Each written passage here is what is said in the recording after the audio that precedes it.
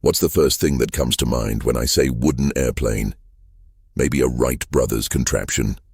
Maybe a balsa glider you built as a kid. Or maybe you're thinking those things belong in museums, not combat zones. Well, what if I told you that one of the most feared aircraft of World War II was built by piano makers and furniture companies, could outrun the fastest German fighters, and carried more bombs than a B-17 on certain missions? Yeah, we're talking about the de Havilland Mosquito. And trust me when I say this wooden wonder has more surprises than you'd think. The Mosquito has always fascinated me. And if you're into stories about aircraft that shouldn't have worked but became legends anyway, you're going to love this list. Hit that subscribe button because we're about to dive into 20 incredible facts about the wooden wonder that changed aerial warfare forever. Fact 1.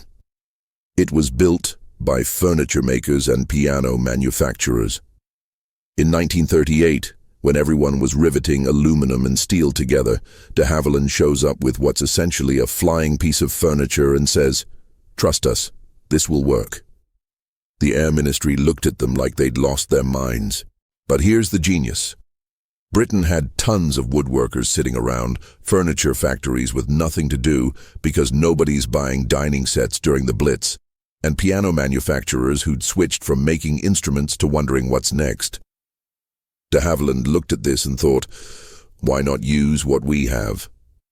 While the Germans were stamping out fighters in massive factories, Britain was building bombers in workshops that smelled like sawdust. Fact 2. It had 0 defensive guns. Think about that for a second. Every bomber in service bristled with machine guns. The B-17 Flying Fortress had 13 50 caliber guns pointing in every direction. The Lancaster had 8 guns. Even the relatively light Blenheim had 5 guns. The Mosquito? 0. Nothing. Not even a pea shooter. The crew would have 2 engines, a wooden airframe, and a prayer that they could outrun anything the Germans sent up. Lord Beaverbrook, the Minister of Aircraft Production, called it defeatist, said it went against everything they knew about air combat.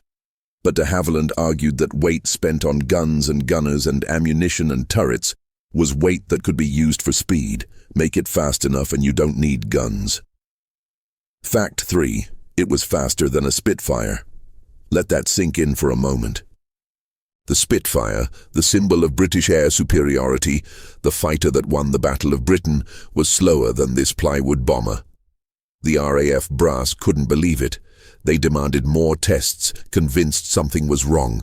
So they tested it again and again.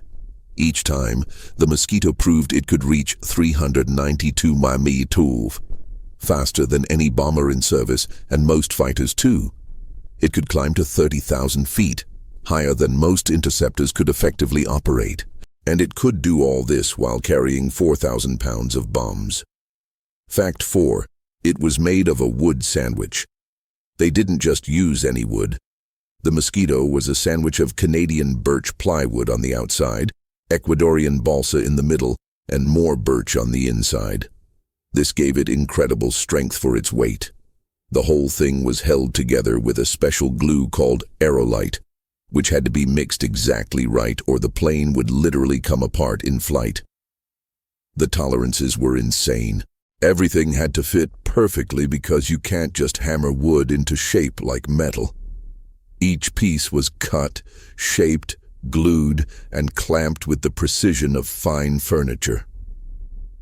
Fact 5. The Germans thought it was propaganda. Their intelligence services initially dismissed reports of a wooden bomber as propaganda. I mean, it sounds ridiculous, doesn't it? The British are so desperate they're building planes out of trees. Even when wreckage was recovered, some German officials refused to believe it was a frontline combat aircraft. They thought it must be some kind of trainer that got lost. This dismissive attitude cost them dearly. By the time they realized the Mosquito was a serious threat, it was already wreaking havoc. Fact 6. It was quieter than metal planes. Metal planes vibrate like crazy, all that aluminum sheeting rattling and humming. The Mosquito's wooden structure dampened vibrations, making it smooth and quiet in flight. Crews loved it because they could actually talk to each other without shouting. It also had a much smaller radar signature than metal aircraft, though nobody really understood why at the time. Turns out wood doesn't reflect radar waves as well as metal. Who knew? The Germans certainly didn't. Fact 7. It could carry the same bomb load as a 4-engine bomber. The first bomber versions could carry 4 500-pound bombs internally, but they soon figured out they could hang a 4,000-pound cookie, that's what they called their biggest bombs, on the belly. A wooden plane carrying the same bomb load as a 4-engine heavy bomber, but with a crew of 2 instead of 7 and using a fraction of the fuel. The efficiency was staggering. Fact 8. It was the Swiss Army knife of aviation. Most aircraft are designed for one job, and that's it. You want a fighter? Build a fighter. You want a bomber? Build a bomber. The Mosquito said, why not both? And while we're at it, let's make it a reconnaissance plane, a night fighter, a ground attack aircraft, and a Pathfinder too. Fighter bomber, night intruder, photo reconnaissance, maritime strike, target marking. The Mosquito did it all, and did it brilliantly. Fact 9. It bombed Göring. During his own speech on January 30th, 1943, Mosquitoes attacked the Berlin broadcasting station right in the middle of a speech by Hermann Göring celebrating 10 years of Nazi rule.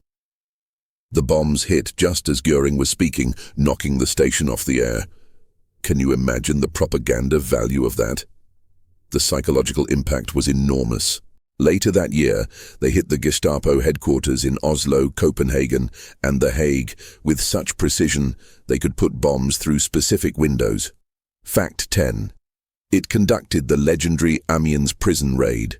In February 1944, the French resistance learned that over 100 of their members were about to be executed at Amiens prison. They got word to London, and within days, a plan was hatched. Mosquitoes would breach the prison walls with bombs, allowing the prisoners to escape.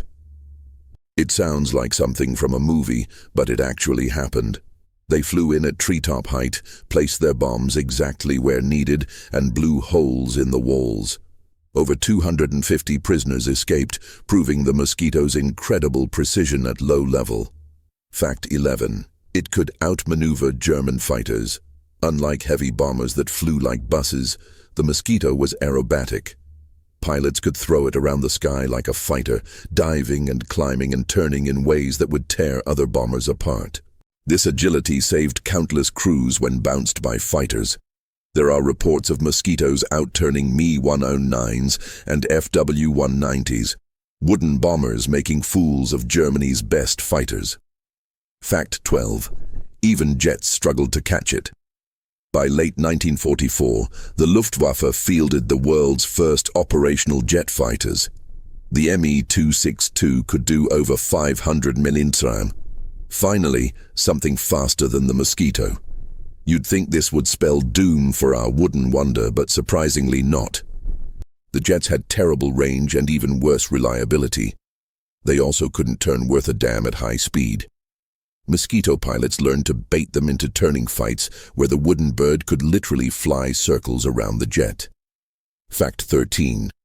It had the RAF's first pressurized bomber cabin. The PR-Me-9 version introduced pressurized crew compartments.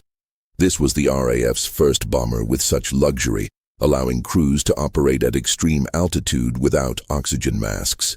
Imagine flying at 40,000 feet in relative comfort, while German fighters struggled to climb high enough to intercept. Wooden construction didn't mean primitive systems. Fact 14. Adolf Galland called it one of the most dangerous aircraft of the war. German pilots had a love-hate relationship with the Mosquito. Adolf Galland, the famous Luftwaffe ace, called it one of the most dangerous aircraft of the war. He particularly hated how it could appear anywhere at any time.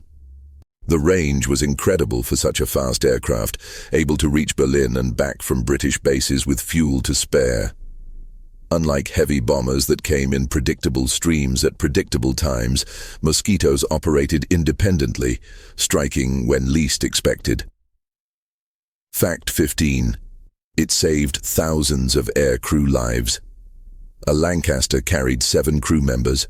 Lose 1 plane, lose 7 trained men. A Mosquito carried 2. Same bomb load on many missions, but 71% fewer lives at risk. Over the course of the war, this difference was measured in thousands of air crews saved. Young men who went home to their families instead of becoming another telegram delivered to a grieving mother. Fact 16. Over 1,000 were built in Canada. The Canadians particularly embraced the Mosquito. They had vast forests, skilled woodworkers, and a can-do attitude that meshed perfectly with the aircraft's unconventional nature. Canadian-built Mosquitoes were considered some of the best, with innovations like improved heating for high-altitude operations. Over 1,000 were built in Canada alone, proving that decentralized production could work when properly managed. Fact 17. It revolutionized Pathfinder operations. Before Pathfinders, night bombing accuracy was abysmal. Maybe 5% of bombs fell within 5 miles of the target. Mosquitoes equipped with navigation aids and flares would go in fast and low, drop their markers right on the target, then get out before the defenses knew what hit them. With Mosquitoes leading the way, marking targets with colored flares, accuracy improved dramatically. They literally showed heavy bombers where to drop their loads. Fact 18. Heat and humidity were its Achilles heel. In the Pacific Theater, heat and humidity could cause the glue to fail, literally having planes come apart in flight. Termites were a constant threat in tropical areas. Unlike metal aircraft that could take battle damage and keep flying, wooden planes tended to fail catastrophically when hit. A cannon shell that would punch a neat hole in aluminum could shatter wooden structures. Weather was another enemy. Rain could seep into the wood, adding weight and potentially weakening the structure.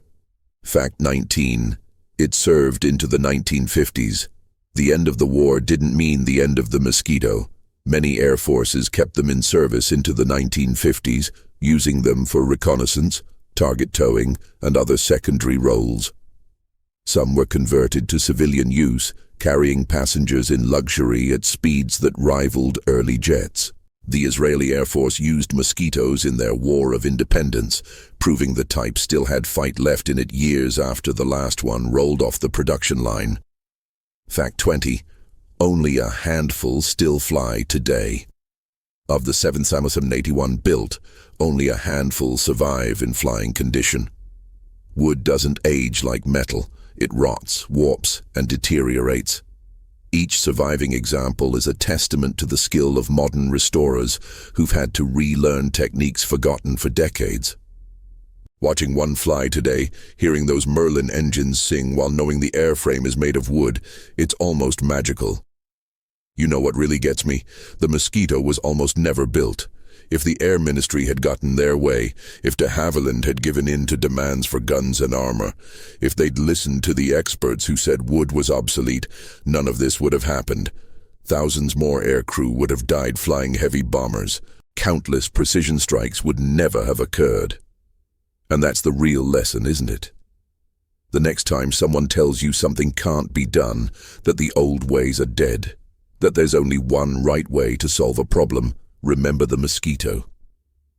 Remember that sometimes a wooden plane built by piano makers can outfly the world's most advanced fighters. If these facts about the wooden wonder fascinated you as much as they fascinate me, smash that subscribe button and hit the notification bell. We've got more incredible aircraft stories coming your way, and trust me, you won't want to miss them. Drop a comment telling me which fact surprised you the most, and share this with any aviation enthusiast who needs to hear about the greatest wooden airplane ever built. Thanks for watching, and remember, innovation doesn't always mean using the newest materials. Sometimes it means using what you have in ways nobody imagined.